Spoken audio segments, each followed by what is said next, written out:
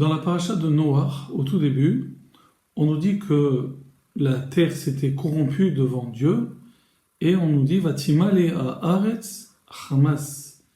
Et la terre, donc, s'était remplie de Hamas.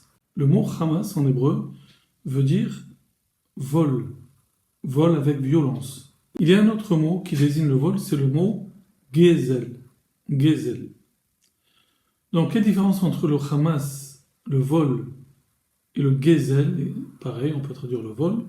Le Chizkuni, donc, nous rapporte le Midrash Rabbah, qui dit que la différence entre ces deux mots, Hamas et Gezel, c'est que le Gezel concerne le vol d'objets dont la valeur est équivalente à au moins ce qu'on appelle en hébreu une prouta, une pièce de petite valeur. Peut-être qu'on dirait aujourd'hui, on va dire 10 centimes. Donc c'est vraiment une toute petite pièce de monnaie. Ça, c'est le Gezel. Le Hamas, le mot Hamas, lui, c'est également le vol, mais d'un objet dont la valeur est inférieure à une prouta. Le Midrash nous dit la chose suivante, que par exemple, lorsque un marchand apportait sa marchandise au marché, alors il donne l'exemple d'un marchand de lupins, petit légume très amer que tout le monde connaît, eh bien, c'est les gens de cette époque-là qui étaient tellement dépravés qu'ils volaient, donc le marchand, chacun venait et prenait quelques petits lupins. Pourquoi ?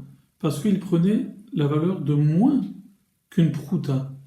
Il ne prenait pas la valeur d'une prouta. Pourquoi ?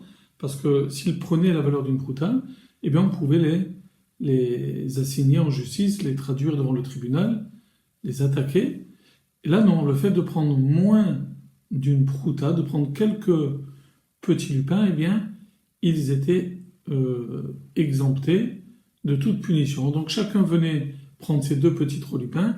Finalement, le marchand se trouvait comme ça dépouillé et il ne pouvait pas attaquer telle ou telle personne devant le tribunal, puisque le vol n'était pas caractérisé, puisqu'il était d'une valeur moindre que la prouta.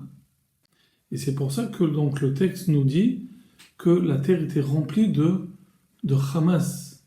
Les gens poussaient le vice tellement loin qu'ils volaient, oui, ils se mettaient à plusieurs pour voler un pauvre marchand, par exemple, de lupins, mais chacun séparément prenait une toute petite quantité de manière à ce qu'il ne soit pas inquiété, on va dire, par la justice de l'époque.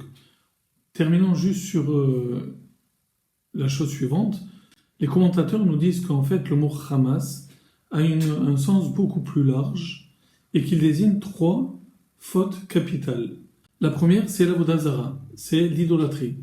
Donc lorsqu'on dit que la terre était remplie de Hamas, cela veut sous-entendre également qu'ils étaient tous idolâtres. Deuxième faute capitale, c'était la dépravation des mœurs. C'est ce que englobe le terme de Hamas. Toute la génération du déluge était dépravée moralement.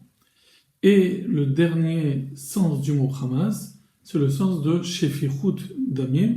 Tous les gens commettaient des meurtres, et c'est donc finalement ce qui a scellé leur punition, leur faute, puisque Dieu a amené sur le monde le déluge, pour justement toutes ces fautes-là, le vol et celles qu'on a citées, l'avodat zara, l'idolâtrie, le meurtre et également la dépravation morale.